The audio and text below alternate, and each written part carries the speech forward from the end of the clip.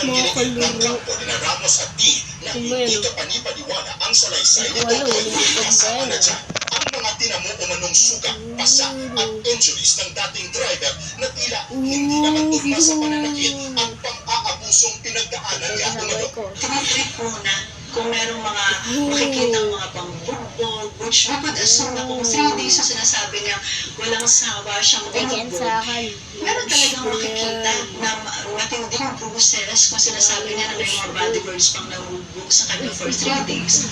Imposibleng hindi yun makita during the arrest. Pero depensa ng VACC na unang tumulong kay alias Totoy. Depende sa body chemistry ng tao, mabilis mawala yung mga pasa. Pero importante yung mga internal.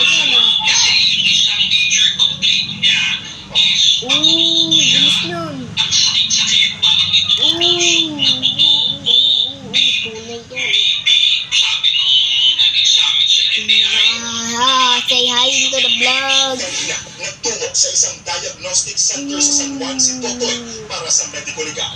Pinaliwanag muli ng VACC kung bakit muli nagpatingin sa doktor si Totoy kahit una nang ipinamedika ng Makati City Police. Nasabi ng kapatid para Philip yung yung mga medical report kaya ito ang mga Ikambang tala. Yan. ebidensya. Muli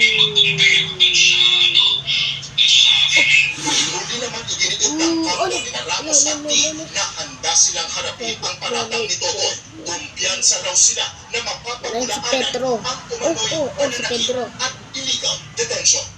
So I don't know how they're going to substantiate the issue or the claim on illegal detention is nandun naman kasi talaga siya. So paano siya madidetain kung doon talaga siya nakatira. The stick. Ang torture at illegal detention ay mabibigat na krimen sa ilalim ng batas.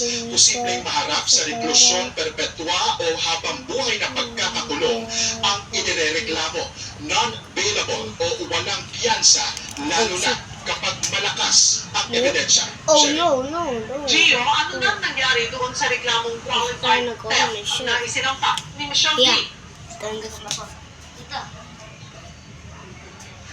Cheryl na-dismiss ang qualified theft na isinampa ni D laban kay alias Totoy noong January 22 base sa resolusyon na nakuha natin sa Makati Prosecutor's Office. At nakasaad din sa dokumento na yon, Cheryl, ay inamin ni alias Totoy na kinuha niya yung siyang nalarawan na ito yung mga sensitibong larawan ni Ramos na nakapaloob nga sa isang ampaw. Binalik naman daw ito ni Totoy pero kulang na ng isang larawan noong January 19. Nakatanggap naman umano ng tawag si Michelle D mula sa nagpakilalang asawa ni Totoy at sinabing nasa kanya ang pinadong larawan. Cheryl.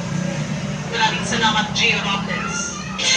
Ibong naman sa wedding hub ang hindi bababa sa 30 sangkot sa pasukaran sa Talaga Albay. Nasa din ang 1,000 pisong pera pantaya ng mga nagwe-wedding. Nasa frontline na balitang yan si Font Robles, exclusive. Sinalakay ng mga taon ng Albay Police ang bahay na ito sa bahay ng Talaga noong nakarang linggo. Isa pala itong illegal na wedding hub. Naaktuan pa nga ng mga polis na mga tumataya rito habang may binubuo ng numero. Nagkalat din ng mga pantayang pera sa mga mesa na umaabot sa 240,000 pesos ang kabuuang halaga. Nung pinasok po natin yun, nirate po natin, hinanap po natin lahat ng kanilang dokumento at doon po sa paghahanap natin, wala po sila na isang ipakita. Sila po yung legitimate authorized. 20 sa mga inaresto. Ang ilan sa kanila napagdalamang dumayo pa mula sa Quezon Province. Git ng Albay Police, mahigpit ang kampanya kontra illegal na sugal sa probinsya.